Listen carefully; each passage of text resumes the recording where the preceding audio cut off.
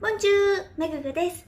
今日はフランス滞在中にもしも携帯を盗まれてしまったらどうしたらいいのか、携帯を盗まれてしまった時の対処法をお話ししたいと思います。今回は私の経験談も踏まえてフランスでの対応を基本に話していこうと思いますが、今回お話しする内容はフランスだけではなくて海外旅行中に携帯を盗まれてしまった時の基本知識になると思うので、これから海外旅行に行こうと思っている方はぜひチェックをしておいてください。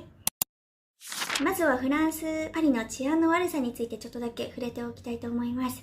フランス・パリといえば治安が悪いとよく言われたりもするのですが、本当にその通り、パリは特にひったくりやスリの被害が本当にとても多いです。ただこうやっていくらスリが多いよとかひったくりが多い、治安が悪いと言われても、頭では分かっていてもあまり実感が湧かないという方も多いと思います。特に日本に住んでいる方は、日本が世界的にもとっても安全な国なので、知識では分かっていたりとか、旅行前にインターネットで調べてスリ対策をしてきたにもかかわらず、いざフランス旅行、パリ観光をしてみたら取られてしまったなんていう方がとても多いです。実際にどれくらい被害があるかというと、こちらはフランスの国が公表しているデータです。暴力のない盗難、ここにスリが入ります。これが2020年には93,319人、2019年には132,898人の人が被害に遭っています。この中で、パリ市内での被害者は2020年で54,085人の人が被害に遭っています。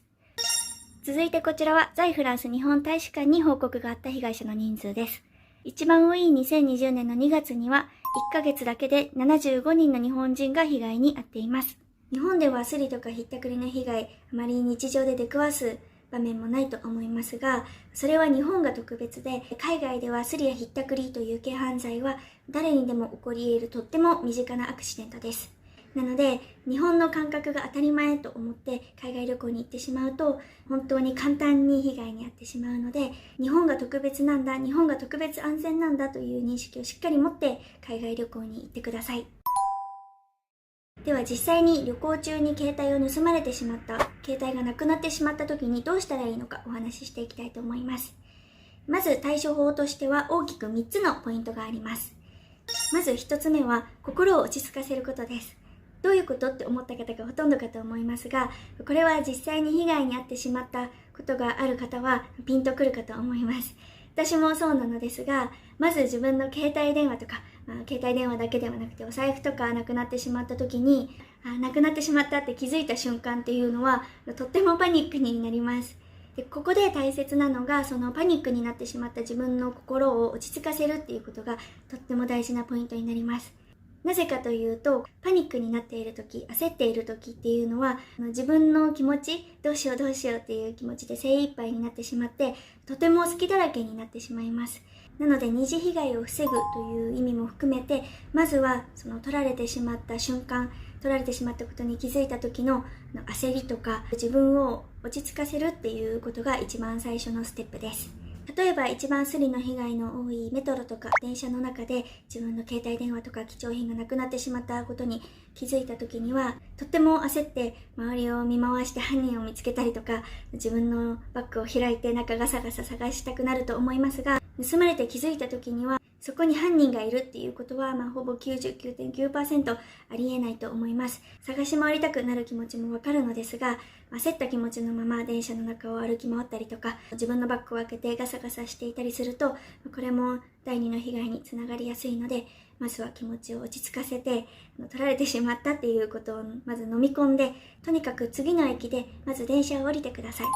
ホームで何かをすると、ホームにもスリやひったくりっていうのはとっても多いので、必ず地上に上がって安全なスペースが確保できるようなカフェやレストランの中に入ってください。でもしもお財布が取られてしまった方はお金がなくなってしまってカフェやレストランには入れないと思うので、そういう場合には自分で意識をして周りを警戒して見張ってられるような場所、そこまで行ってそこでバッグを開いたりして中をもう一度確認してみるとか、そういうことをしてください。もうなくなっちゃったんだから確認をしても仕方ないじゃないって思うかもしれませんが、本当になくなってしまった時っていうのはなかなか心の踏ん切りがつかないというか、諦めきれずに何回もバッグを探すっていう動作をしてしまうものです。そうしているうちに、何回もチェックをしているうちにだんだんとやっぱり取られてしまったんだな、もうどうしようもないんだ、なくしちゃったんだっていう風に自分の気持ちというか脳みそというかも理解してきます。ショックはショックのままなのですが、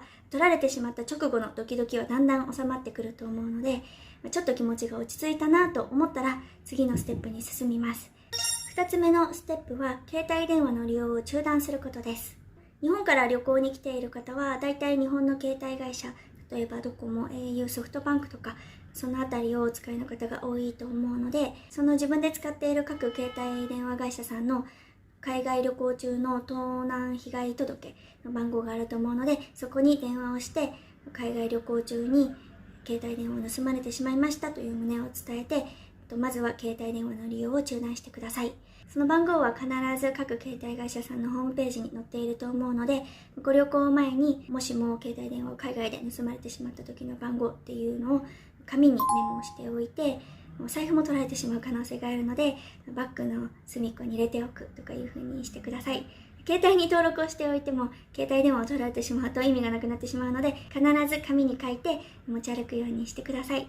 この時に一人じゃなくてお友達とか家族と一緒に旅行に来たという方は誰かに携帯電話を借りて電話することができると思うのですが、一人旅行に来ている時っていうのは携帯電話を盗まれてしまったらその場で電話がすぐにできないので、ここで2度目の焦りが来ると思います。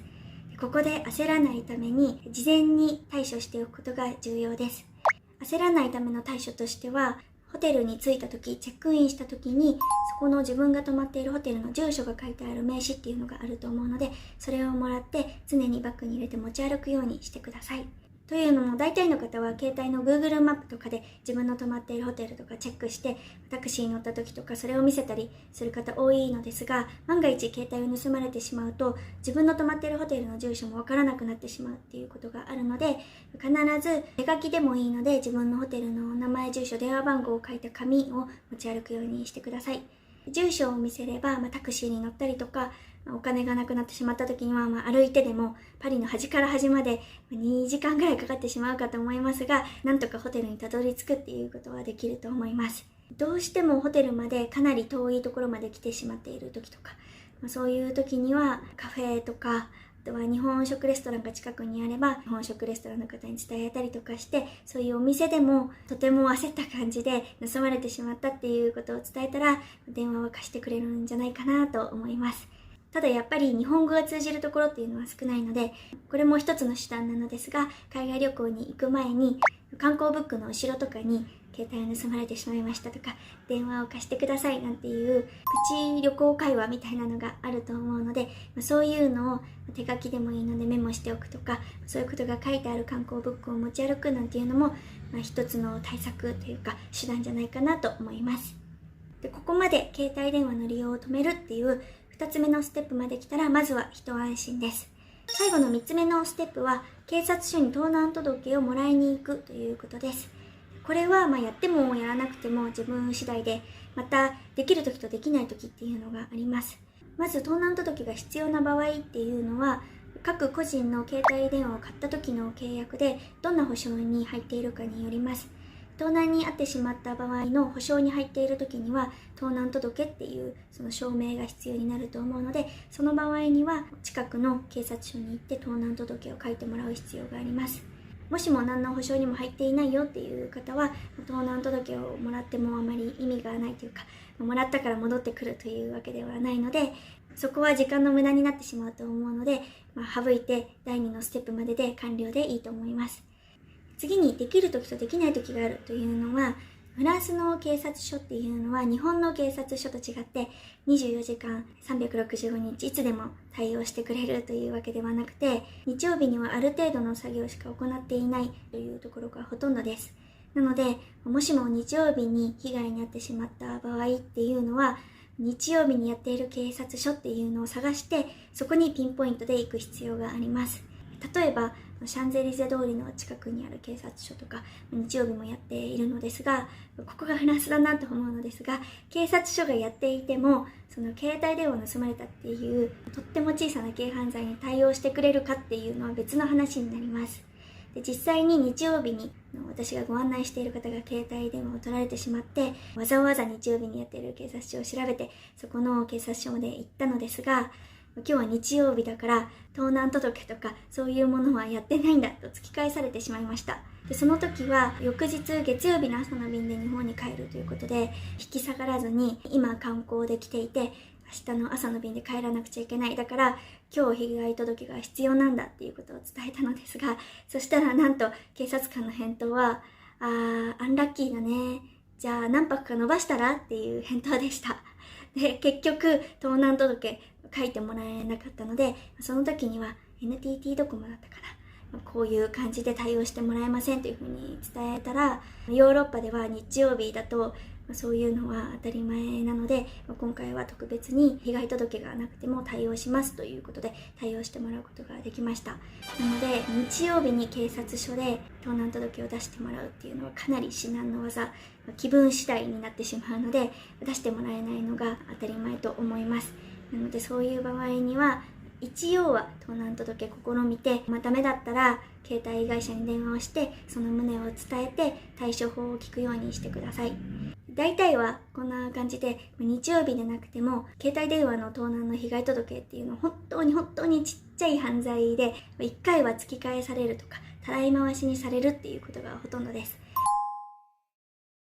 警察署に盗難届をもらいに行ってみました。夜の10時くらいだったかな。警察署に歩いていったら、外に警察官たちがコーヒー飲みながらお話をしていて、どうしたのと聞かれたので、携帯電話をさっきすりに会ってしまって盗難届をもらいに行きましたと伝えたら、まず一番最初に聞かれたのが、怪我をしなかったか、レイプをされませんでしたかということを聞かれます。これがまず一番の大きな犯罪のポイントというか重要なことで、まずは自分の身に被害がなかったか、怪我をしなかったかということを聞かれます。ここで特に怪我がないよということになると、よくあるただの盗難という扱いになります。警察官に聞かれたことをまとめました。警察署に行くときには必ず身分証明書を持って行ってください。もしくはサイトから予約をすることもできます。先ほどの内容を事前に入力できるので、英会話やフランス語会話に自信のない方にもおすすめです。3つのポイントをおさらいします。1、気持ちを落ち着かせる。2、携帯電話の利用を中断する。3、警察に盗難届を提出する。大使館に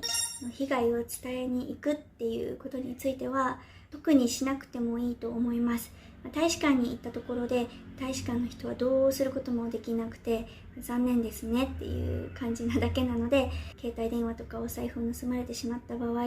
それだけのことだったら行く必要はないと思います。ただパスポートを盗まれてしまった場合っていうのは必ず在仏日本大使館に行かなくてはいけません。そこに行って再発行の手続きとかそういうことをしなくてはいけないので、必ず在仏日本大使館シャンゼリゼの近くにあるので、この辺に住所を出しておくので、そこに行って対応するようにしてください。最後によく日本人がやってしまいがちなことについての対処法です。携帯電話を手帳型ケースに入れていて、その手帳型ケースに携帯電話と一緒にクレジットカードを挟んで持っていた場合、その時には携帯電話を盗まれるとクレジットカードも漏れなく盗まれてしまったということになるので、そういう時には携帯電話を止める作業と同時にその盗まれてしまったクレジットカード会社に電話をしてカードの利用も停止するようにしてください。これはかなり重要です。クレジットカードっていうのは結構簡単に利用されてしまうので、クレジットカードを取られてしまった、もしくは気づかないうちになくしてしまったという時には必ずすぐに止めるようにしてください。海外旅行へ行く時にはパスポートとクレジットカードのコピー、携帯電話の製造番号やシリアル番号のメモを持っていくことをお勧めします。はい、実際に亡くなってしまった時にはこの3つのステップが終わった後にもまだ心臓がドキドキしていて受け入れがたい現実にショックなままだと思います。けど海外では物がなくなっただけで怪我をしなかったというだけでもリアルにラッキーなことです。なのでせっかくの海外旅行、いつまでもへこんでいてももったいないので、なるべく早く頑張って気持ちを切り替えて、携帯で写真が撮れない分一生忘れないくらい綺麗なものいっぱい目に焼き付けて帰るぞくらいの勢いで楽しみ尽くしてください。それでは今日も最後までご視聴ありがとうございました。また次回の動画でお会いしましょう。アビアントー。